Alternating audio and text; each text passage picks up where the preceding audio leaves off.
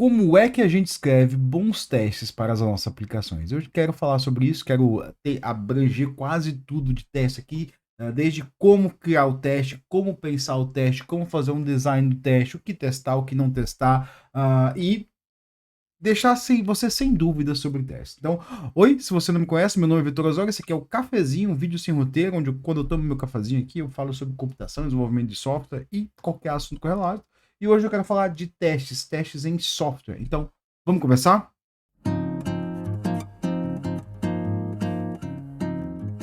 E se você acha que você é desenvolvedor não pensa em teste, isso é coisa de QA, de QA, de teste, você está errado, completamente errado. Desenvolvedor também escreve teste. Eu vivo escrevendo teste, eu vivo olhando teste, eu vivo revisando o teste nos meus pull requests e falando assim, tem que mudar o teste está errado, né?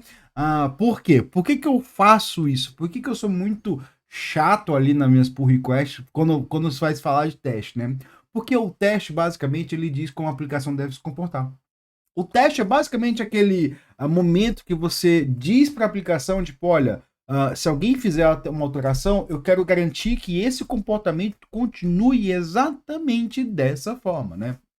Então aqui, existem dois papéis de pessoas que escrevem teste, né? Os profissionais de qualidade, profissionais de teste, que estão ali para testar a aplicação, né? E os desenvolvedores, que também estão ali para testar a aplicação, né? Porque é função nossa, né? Testar aplicações. E por que existem esses dois papéis, né? Porque muitas vezes, quando a gente vai escrever um teste, a gente tem um teste viesado, né? E alguém que é especializado em escrever teste vai ter ali, vai pensar de formas diferentes do que você, né? Aqui tá ali escrevendo o código, né? Então, em algumas empresas existe esse campo de pessoas que escrevem um teste, né? Hoje não é mais tão comum isso, mas no passado era bem comum. Eu lembro quando eu trabalhei ali com celulares, a gente sempre tinha uma equipe de teste que faziam testes de celulares, que rodavam testes extensos, né? E era uma coisa bem diferente, né? Mas, né, existe o profissional, o desenvolvedor, ele tem que escrever teste, né? Como eu falei assim, né? A gente está garantindo que no futuro a gente o código vai funcionar como a gente espera, né? E que tipos de teste a gente pode escrever, né? Assim, se você procurar aí pirâmide de teste, existe um monte de teste que pode escrever. Assim, eu quero nesse vídeo me focar em testes unitários, pelo menos aqui, aqueles testes que é um teste voltado para a aplicação. Eu quero deixar os outros testes de fora, porque assim, eu posso até falar de outro teste em outro vídeo, né? Na pirâmide de teste, se você nunca procurou o que é a pirâmide de teste, né? Por que chama-se pirâmide, né? Porque assim, se diz que uma aplicação ela tem que ter muitos testes unitários para cobrir a maioria dos casos de uso de erro, né? Então, assim, cara, você tem que dar erro no teste unitário, né? E aí você vai ter teste de integração, teste de fim a fim, teste de regressão. Você pode ter vários outros tipos de testes que estão ali fora do código, né? Eles não estão junto, muitas vezes, às vezes até estão no repositório, mas muitas vezes eles estão fora do repositório para garantir que eles sejam ali diferentes, né? E eles são mais lentos, né? Testes que não são os testes unitários, eles são mais lentos. Então, por exemplo, assim, a ferramenta que eu trabalho, né? A gente tem teste de regressão, teste de performance, teste fim a fim, que demora horrores para rodar. Então a gente não roda o tempo todo, né? Quando a gente faz um commit, sobe lá, roda a suíte de testes unitários. Muitas vezes eu rodo localmente, demora uns 5, 6 minutos, porque a ferramenta que tem quase 7 anos, eu acho que se não me engano, né? Então ela é um pouco lento já hoje em dia para rodar os testes, né? Mas ele roda ali de forma bem simples, né? Existem frameworks de teste, existem diversos frameworks de teste. Assim, se você pensar em framework de teste, tem um monte, um monte, um monte, um monte. Para desenvolvedores Java, muitas vezes a gente usa o JUnit, o padrão, o bonzão. O JUnit é muito bom, assim, tipo, com algumas outras ferramentas para Assert. Eu gosto muito de usar o AssertJ, que é também uma ferramenta muito boa, né? Tem o Waitability também, que é uma biblioteca boa ali para você fazer testes de não ficar dando sleep, né? Ela fala assim, ó, teste isso aqui deve acontecer em 2 a 3 minutos, né? 2 a 3 segundos, né? Então, tipo, não demora mais que isso, né? Então, assim, as ferramentas aí são bons para fazer teste, você vai ser o suficiente, né? Se você usa um framework, procura como testar dentro do seu framework. Isso é muito interessante, galera, porque assim, muitas vezes as pessoas falam umas bobeiras aí, né? Porque elas não aprenderam como testar usando o framework. Elas não aprenderam como testar usando o framework, né? E aí a gente olha e pensa assim, pô, cara, mas assim, tem forma de você garantir isso sim, né? Mas ali, tipo, fica bonito ali, né? Falar mal do framework, falar mal que adiciona um monte de preocupação pra você, mas assim, tipo, você dá uma estudada no seu framework, vê como é que ele funciona direitinho, vê como é que você testa cada camada bonitinho, né? Desde a camada de persistência, a camada de negócios, né? E aí, voltando para o teste unitário, né? No teste unitário, eu vou ter dois tipos de teste unitário, né? Já que eu estava falando de framework, né? Um teste que vai estar voltado para a implementação como um todo, né? Onde eu pego uma funcionalidade, aí eu faço testes por funcionalidade. Se eu pegar a criação de usuário, tá? Então eu vou pegar aqui, vou entrar, vou botar como meu ponto inicial os meus endpoints. Então, dado esse point aqui, eu quero ver se todas as validações da requisição estão corretas. Então, cria um teste que testa todas as validações, né? Dado esse outro teste aqui, eu quero ver se eu consigo criar um usuário com o mesmo username. Aí eu crio o teste lá, né? Eu faço isso no nível bem macro, né? Mas também tem lugares que eu faço no nível micro. Eu pego um componente, se eu quero criar um componente ali, eu faço muito isso. Eu não trabalho com frameworks no meu trabalho, né? Eu trabalho com Kafka Streams, só Kafka Streams, né? E aí o framework é a gente que constrói para disponibilizar. Então tem diversas coisas que eu tenho que implementar na mão ali dentro do, sei lá, buffers, são um monte de coisa que às vezes a gente tem que implementar na mão, timers especiais lá, né? Então a gente acaba fazendo o teste manual, do componente manual, né? E tem algumas peculiaridades ali quando você faz o teste manual, que, assim, muitas vezes, quando a gente vai fazer um teste manual, quer dizer, um teste de um componente, né? Não um teste manual, né? Tipo, um teste de componente. Falei errado. Quando a gente faz um teste de componente, a gente, como desenvolvedor, tem a tentação de tentar entrar dentro do componente para mudar ou verificar o estado de algumas variáveis externas. Eu nunca faço isso. Eu nunca faço isso. Se eu defino um componente, eu defino uma interface para ele, né? E essa interface ela pode ser pensada em testes. Ela pode ser pensada nos testes, né? Mas eu sempre vou confiar nessa interface. Sempre, sempre, sempre. Mas vamos parar e pensar um pouquinho. Quando é que eu crio uma interface pensada em teste? Porque pensa assim, né? Eu tenho um componente aqui. Como é que eu crio uma interface pensada em teste, né? E aí eu quero relembrar aqui o caso do buffer que eu falei. Eu falei um tempo atrás, né? O caso do buffer, né? Imagina que eu tenho um buffer lá que vai fazer um buffering por tempo ou por tamanho, né? E aí, o tamanho é fácil, né? Eu verifico lá se, tipo, boto 10 itens lá no buffer e vejo se o meu limite é 10, se 10 vai fazer o flush, não vai fazer o flush, né? Mas quando é tempo, como é que eu faço, né? Eu vou ter que mudar ali o clock da máquina, eu vou ter que alterar alguma coisa? Não, não, não, não, não, não, não. É só encapsular esse clock dentro de uma interface. É só encapsular esse clock dentro de uma interface, né? É muito simples, né? E quando eu for no meu código padrão, nessa interface eu vou passar o clock da máquina, né? Sempre lembrando que quando você fala em clock tempo, nunca use o de milissegundos, use o de nanosegundos, né? Porque o de milissegundos, ele é acoplado ao relógio, né? E de nanosegundos é o tempo sequencial, né? É sempre bom enfatizar essa diferença, né? Então eu uso o clock da máquina. E aí quando eu vou para os meus testes, eu não uso o clock da máquina. Então o meu teste fica bem mais rápido, né? É até interessante que assim, a gente tem uma suíte de teste que dura 6, 7 minutos, não sei se eu já falei aqui, né? E aí quando eu olho alguns testes que eu não mexo no teste dos outros, é muito raro eu mexer nos testes dos outros, né? Eu olho e penso assim, tipo, cara, o cara aqui tá esperando 1 minuto. Tem teste lá que espera 40 segundos ali para verificar as coisas, porque a galera não fez um design pensado no teste, né? Ele faz um design pensado na aplicação como final, né? E aí, se der, ele testa. Se der, ele testa, né?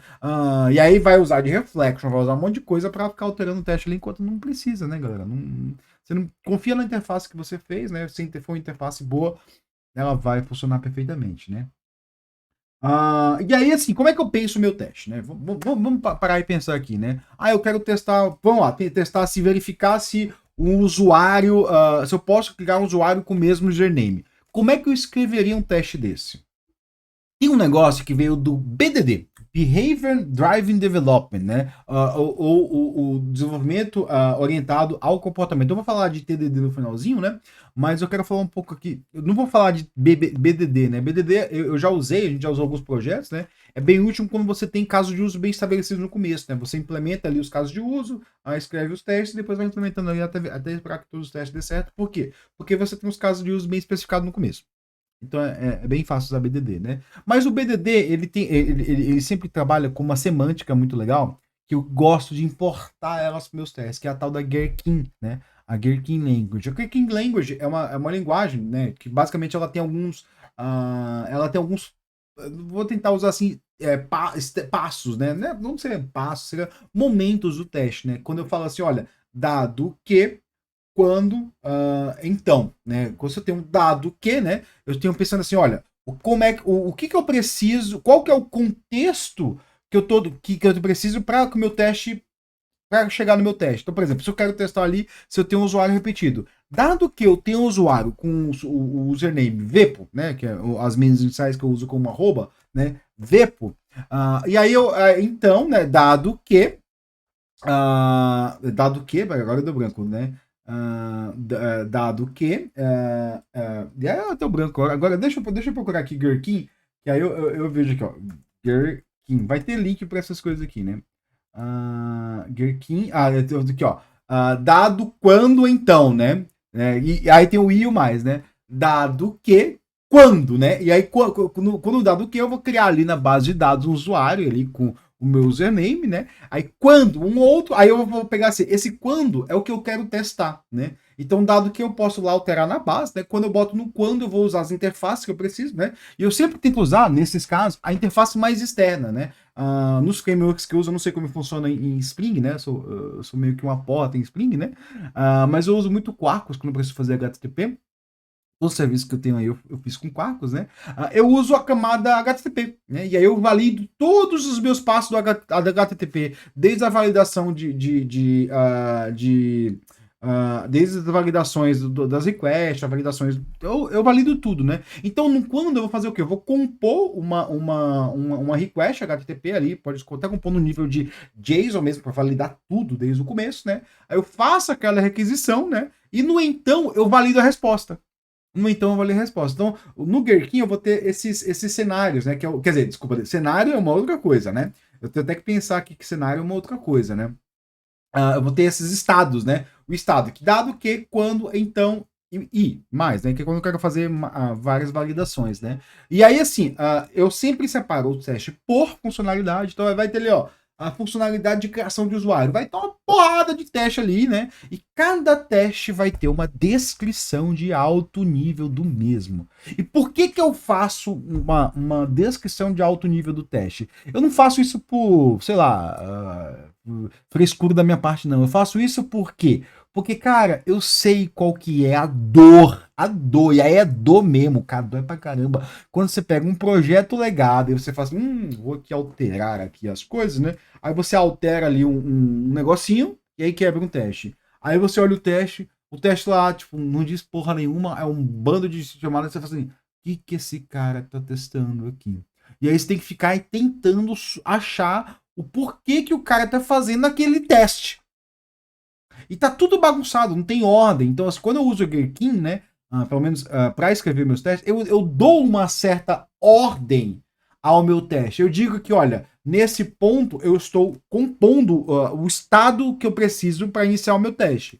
A partir desse ponto, eu estou validando o meu teste, eu estou executando o meu teste, e a partir desse ponto, eu estou validando os resultados do meu teste. Então, assim, quando eu uso o Gherkin, a Gherkin Language, quando eu separo por funcionalidades e por cenários, né, eu digo exatamente o que eu estou testando. Então, por exemplo, ali, se quebrar alguma coisa tipo, aquele teste quebrou, eu vou saber especificamente que eu estou, esse teste aqui está validando se o usuário pode ser criado com o mesmo username.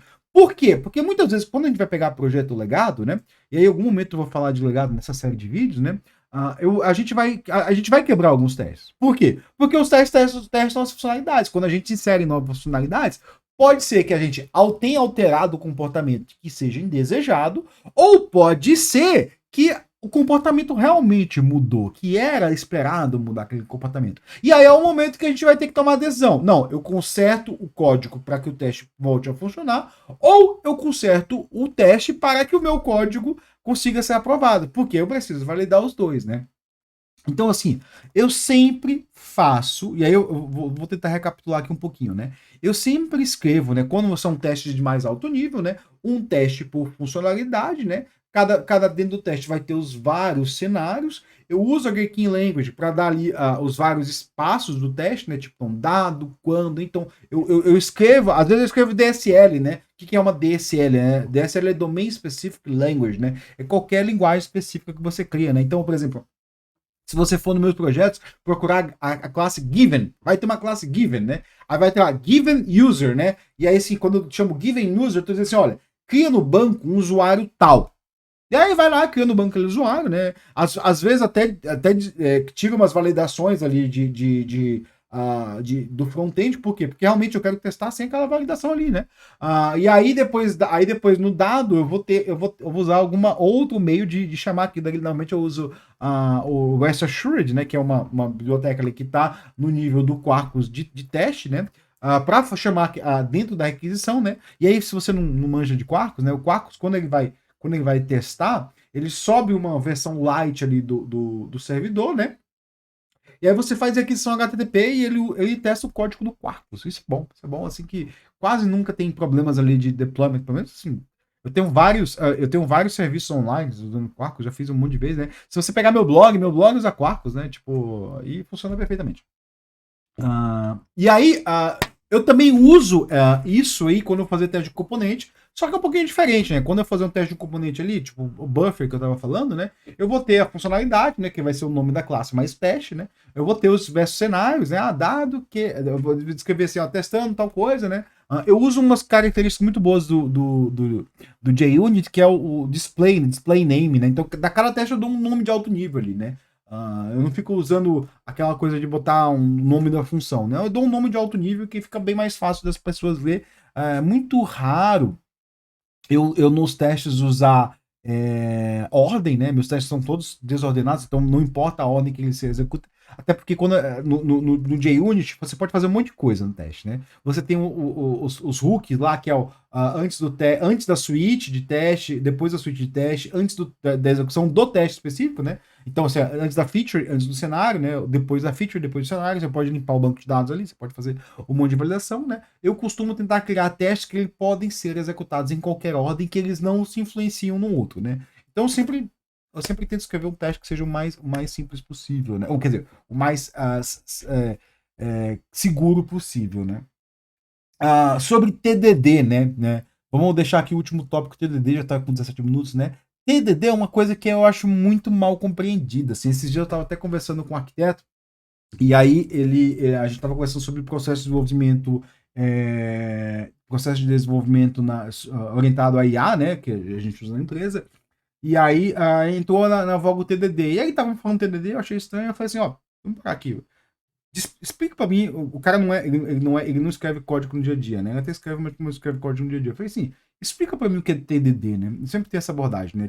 Eu faço uma construtivista ground theory, né? Tipo, em vez de eu sair falando que é sobre TDD, eu vou lá e investigo com a pessoa, né? Tem uma teoria na computação que é a teoria construtivista embasada, né? Que acho que é Constructivist Grounded Theory, né? Que é assim, em vez de você ir lá e falar sobre aquilo, né? A gente pressupõe que aquele termo vai ter vários sentidos para diversas pessoas, né? Em vez de você sair falando sobre aquilo, você vai lá e investiga o que a pessoa entende daquilo, e aí você consegue alinhar o que você vai falar, dado que a pessoa entende, né? E aí a pessoa falou assim, não, porque no TDD a gente a gente escreve os testes antes, depois escreve os códigos. Eu falei, você está parcialmente certo, mas muito errado, né? Porque no TDD, e aí é um grande desentendido do TDD, o TDD não é uma metodologia para a escrita de testes. Nunca foi e nunca será. O TDD é uma metodologia para escrita de código de produção, né? Porque qual que é o pressuposto do TDD, né? Todo passo que você dá tem que ser um passo verificado. Então, assim, era muito comum ali, quando eu comecei a trabalhar, eu sempre tomei uma abordagem meio TDD, né? Porque assim, eu era muito inseguro com o meu código, né? E aí eu sempre trabalhava assim, eu sempre testava até aquele ponto. Não, eu quero ver se eu quero validar que tá certo até aqui, eu quero validar que tá certo até aqui, mesmo antes de aprender a usar o JUnit da vida, né? Eu sempre fazia isso, né? E aí, quando eu ia fazendo, quando eu comecei a trabalhar, né? Aí eu ouvia muito assim o passo, não, eu já fiz tudo, só falta testar. Eu assim, como assim só falta testar? Você não testou o seu código? Não testei assim, eu escrevi tudo, né? E a pessoa construía, cara, é como se ela tivesse construído um prédio inteiro e ela não validou as bases, né? E aí, qual que é o problema dessa abordagem? O problema dessa abordagem é que às vezes dá um erro e a pessoa não sabe onde está o erro, né? Só que com o TDD é como se cada passo que eu dou, eu vou validando, né?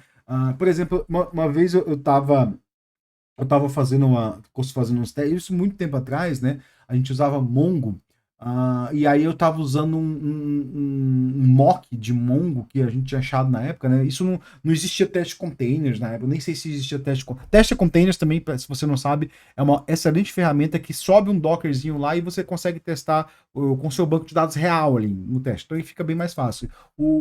Se não me engano, o Quarkus já usa teste containers internamente, então se você tem ali a sua base de dados, o Quarkus já sobe ele internamente, já usa, então você não precisa se preocupar muito, né?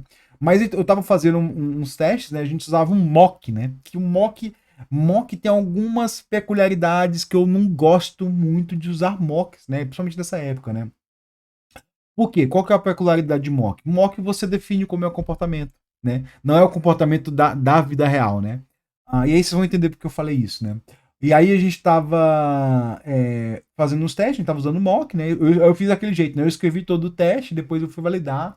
Cara, tava dando muito erro bizarro, bizarro, bizarro, né? E aí foi quando eu descobri que o mock ele tinha uma diferença, e aí eu não vou lembrar qual que era a diferença de qual, né? Quando eu fazia uma determinada query no mock voltava null e no Mongo soltava exception, ou era o contrário, né? Um soltava exception, o outro voltava nulo, né? Então eu pensei assim, opa, então aqui é um comportamento diferente, né?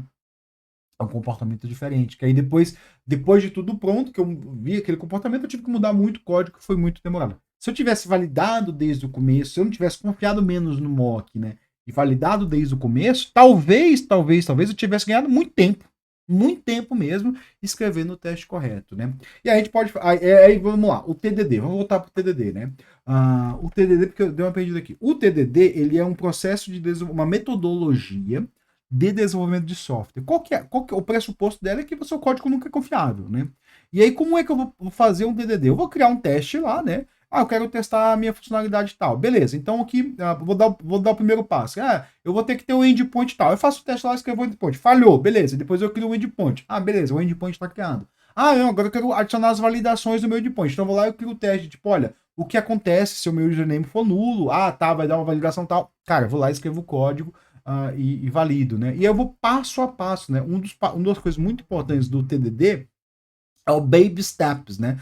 Que você tem que ter passos pequenos ali. Você vai escrevendo o teste, validando, e você validando cada passo. É como assim, cada passo ele é difícil, então você vai ter que dar passo a passo. Obviamente, algumas funcionalidades que você vai escrever, que você já fez aquilo 500 vezes, cara, começa a correr mesmo, né? Não é negócio de baby steps, não. Foda-se baby steps. Começa a correr mesmo, né? Mas ali, o TDD, ele vai muito na metodologia do baby steps. Mas o TDD também tem estágios, né, que a gente chama de Red Green Refactor, né, RGF, R, né.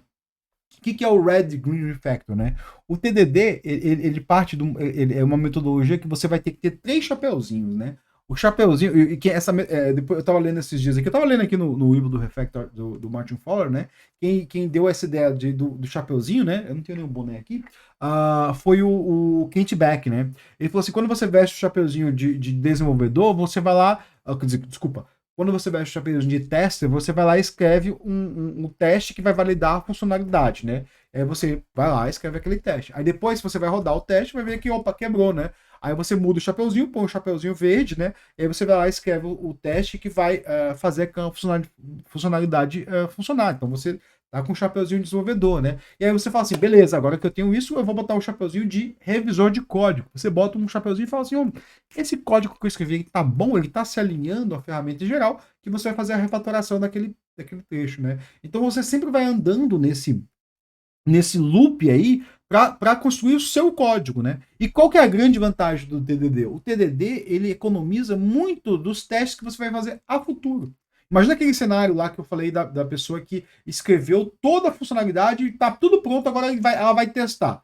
Pode ser que ela precise de muita refatoração naquele código, porque ela não sabe as coisas que funcionam. Eu acabei de citar o caso de uso do que o negócio que eu esperava nulo e veio uma exception. E aí, puta, mudou tudo.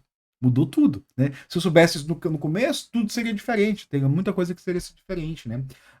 Então, o TDD, ele traz o problema para desde o começo. Eu vou validar cada passo. Eu valido cada passo para ver se cada passo está certo, né? E aí eu consigo escrever teste com TDD? Também consigo escrever teste com TDD. Quando você vai ganhando prática, né? Porque isso é uma outra coisa que testar não é fácil, tá, galera? Às vezes pode parecer que é fácil, mas assim, quando eu comecei a desenvolver, eu testava muito pouco, né?